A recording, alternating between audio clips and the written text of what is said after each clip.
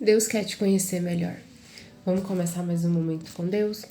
Hoje eu quero começar lendo um versículo que está em Tessalonicenses 4:7, que diz assim: Porque Deus não nos chamou para a imundícia, mas para a santificação.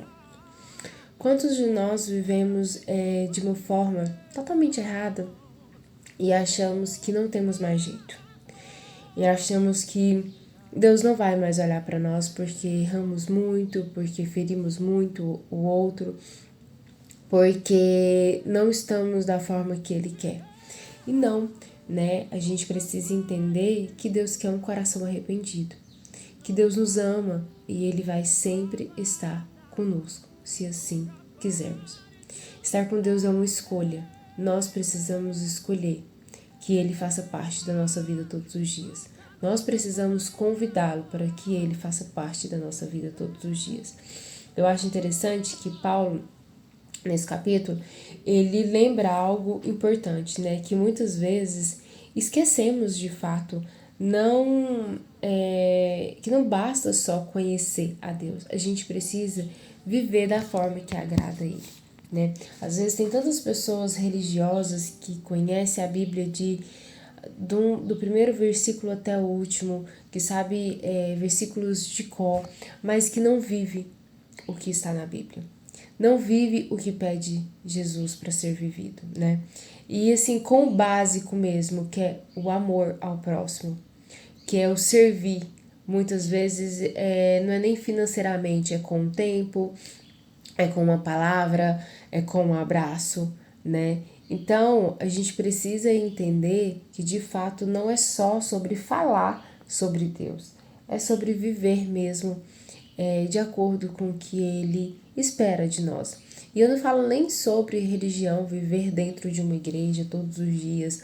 Não, é ter um tempo de qualidade mesmo com Deus, para você saber o que Ele quer falar para você. O que Deus tem para mim hoje? Muitas vezes a gente procura fulano, ciclano, que Deus usa para falar conosco, sendo que no nosso quarto, no nosso momento secreto ali com Deus, a gente pode ajoelhar e pedir para Ele para que Ele fale conosco. E é muito importante quando isso acontece, né? Porque Deus, Ele nos chama para uma vida diferente, para uma vida de santidade, para uma vida sem bagunça espiritual. Eu não falo nem bagunça externa, eu falo bagunça espiritual. O que é bagunça espiritual? É aquela pessoa que vive magoada, que vive atordoada, que vive com o coração cheio, aflito, com raiva, com ódio, com indecisão, com confusão. Isso é uma bagunça espiritual. Não merecemos viver dessa forma. Você não merece viver assim e não aceite viver assim mais. Você precisa olhar para você e ver, de fato, se conhecer quais os pontos que você precisa melhorar na sua vida. Quando a gente começa a se conhecer, a gente começa a entender mais sobre nós, o que toleramos, o que não toleramos, o que não precisamos suportar de fato. Então, a gente precisa ser pessoas, né, que Deus quer que transforme a nossa vida e que transformamos também a vida de pessoas que estão à nossa volta. Paulo fala algo muito bonito que é sempre podemos crescer mais no amor. E o amor, gente, é a coisa mais difícil, né? Porque quando Deus fala para amar seu inimigo, para perdoar, né, seu inimigo, para orar para o seu inimigo, isso é muito difícil nos dias de hoje, né? Mas de fato, isso é algo libertador para nós mesmos. É algo que precisamos entender de fato que não é sobre o outro, é sobre nos libertar de certas situações, né? Então, quando ele fala sobre isso, que sempre devemos crescer no amor, é porque realmente sempre devemos mesmo crescer, amando primeiramente a Ele, que nos dá todo o guia para poder viver uma vida tranquila aqui na Terra, em paz, na verdade, né? Aqui na Terra, a nós mesmos, amar a nós incondicionalmente, amar, cuidar, nos respeitar, nos valorizar, isso é muito importante. E amar Ele sobre todas as coisas, né? E amar ao próximo como a si mesmo. Então, Ele também nos ensina as 3 práticas de viver, né, que é viver em paz, cuidar da própria vida. Gente, viver em paz é mesmo você tendo um boleto de 1 milhão para pagar amanhã, você deitar no seu travesseiro e saber que se foi Deus que mandou você fazer aquela obra, se foi Deus que está nesse negócio, Ele vai resolver. E que se não foi, pede ajuda para Ele, porque Ele também sempre vai resolver os nossos problemas. A gente precisa entregar, né?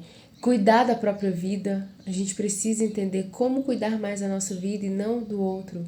No último dia, Jesus não vai perguntar a você o pecado do outro, não.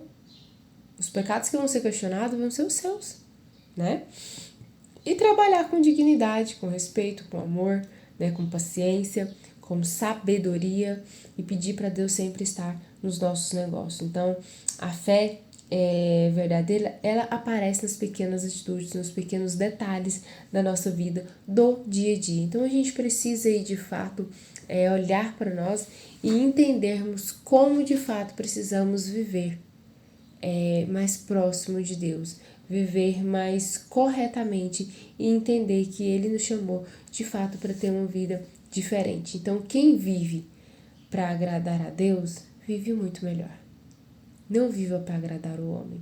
Se Deus pediu você para fazer algo, faça, mesmo que todas as outras pessoas não acreditem em você.